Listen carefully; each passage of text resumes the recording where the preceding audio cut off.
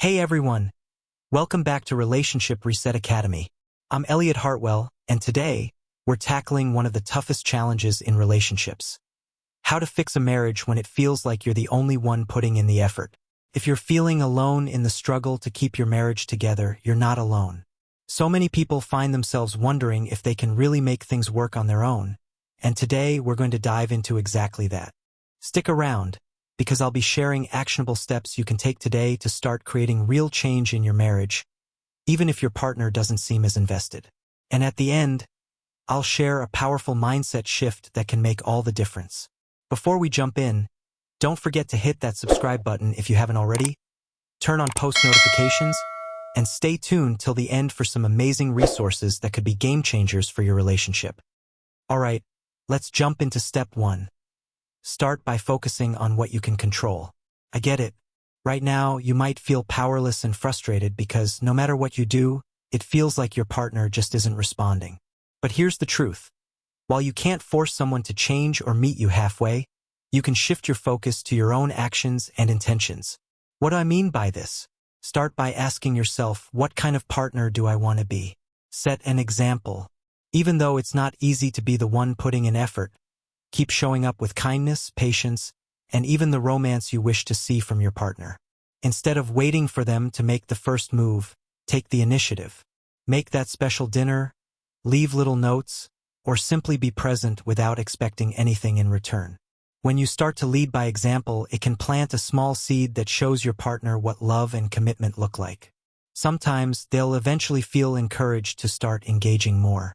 And even if they don't immediately change, you'll feel empowered because you're actively contributing to something meaningful, rather than feeling trapped in resentment. If you're ready to explore more strategies that can shift the energy in your relationship, we have some powerful tools over at www.romancedictionary.com/marriage to guide you. The link is in the pop-up here and in the description below. Step 2. Shift the focus from fixing to connecting. This is where so many of us get caught up. When our partner pulls away or seems disconnected, we instantly go into fix-it mode. It's natural to think that if we can just solve the problem, everything will be okay. But here's the thing, relationships aren't about fixing another person or even fixing the relationship all at once. They're about connecting, especially when things feel tough.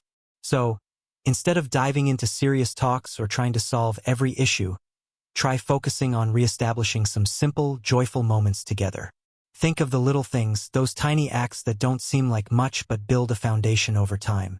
You could suggest watching a show you both love, going for a walk, or cooking a meal together.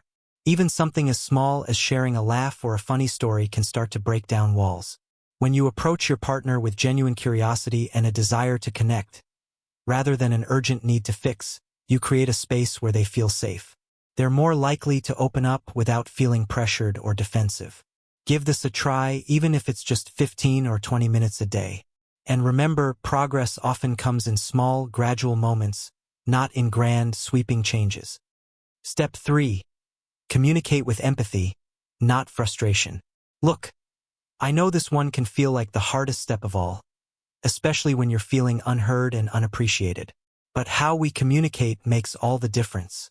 When you feel frustrated, it's easy to say things like, "You never listen to me," or "You don't care about us." But these statements often lead to defensiveness and shut down communication before it even begins. Instead, start with empathy. Take a deep breath before bringing up any concerns. Practice using "I feel" statements rather than "you" statements. For example, try saying, "I feel lonely when we don't spend quality time together," or "I miss the connection we used to have." These statements keep the conversation open.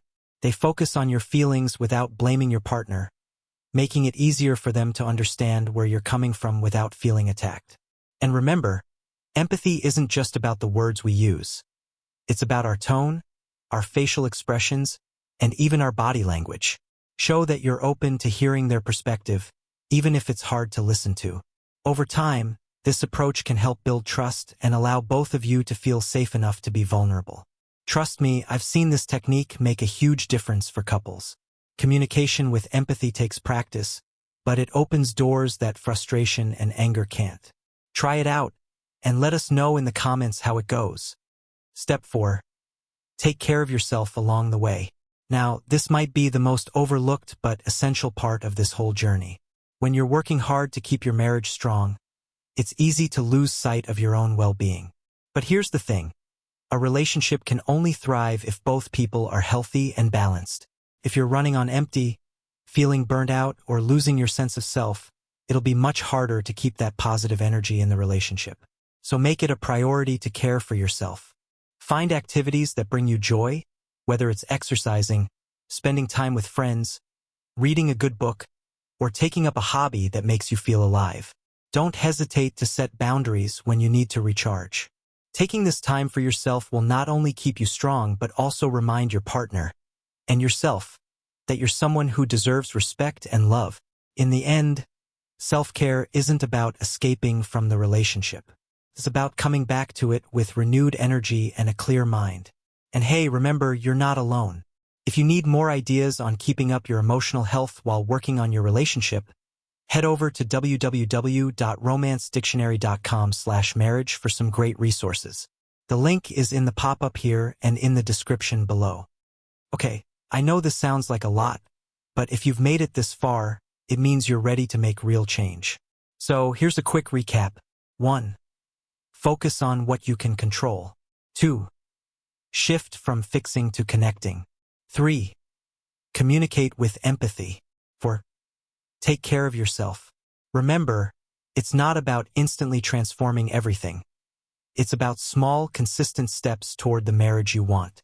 And if you're serious about making this work, check out more tools I've put together for you over at www.romancedictionary.com/marriage.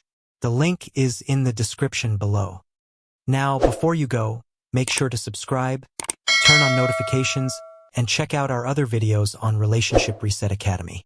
We'd love to hear from you. Drop a comment below if any of these steps resonate with you, or if you have any tips that have worked for you.